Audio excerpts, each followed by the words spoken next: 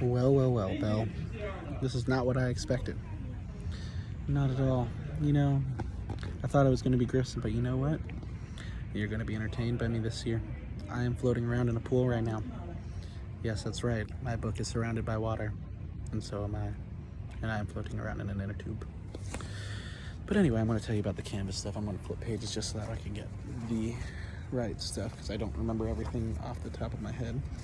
But yeah, so I've read section 3, and as I kind of went through this, talked about like the key components and whatnot, pretty much to the canvas of the business model.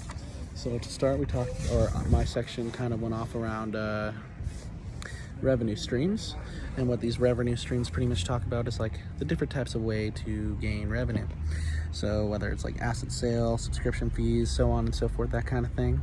It's really cool because there's actually a lot more ways than I thought to gain revenue. There's like, I think there's like 7 of them or 8 of them total, which is pretty cool.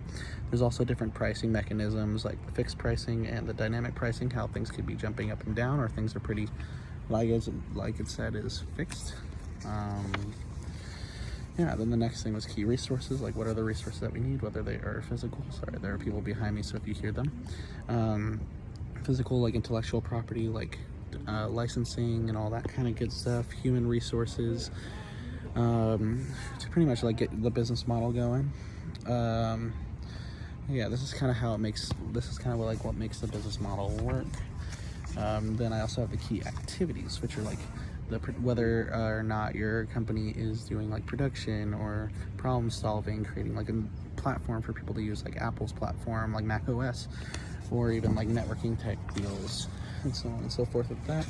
There's also key partnerships, which is part 8 of the Canvas, which is pretty much like, why do you partner with other companies? Like, what are those partnerships, whether it's to outsource or to like gain revenue, to acquire property of like those that are part of your business. Like say I run a fast food business and I have a partnership with like an egg farm to get eggs, or I buy out the egg farm to acquire that property.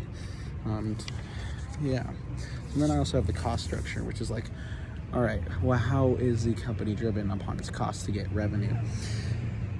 Are we cost driven in the sense where like we base our prices off of how much it costs to make them, trying to find the most cheap and inexpensive ways to make whatever we're trying to do?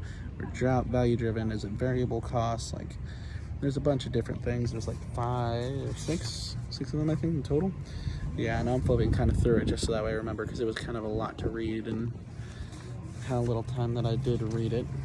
But yeah, that's pretty much like the parts to the Canvas, and the Canvas is the way to really build your business model so that way it can be successful.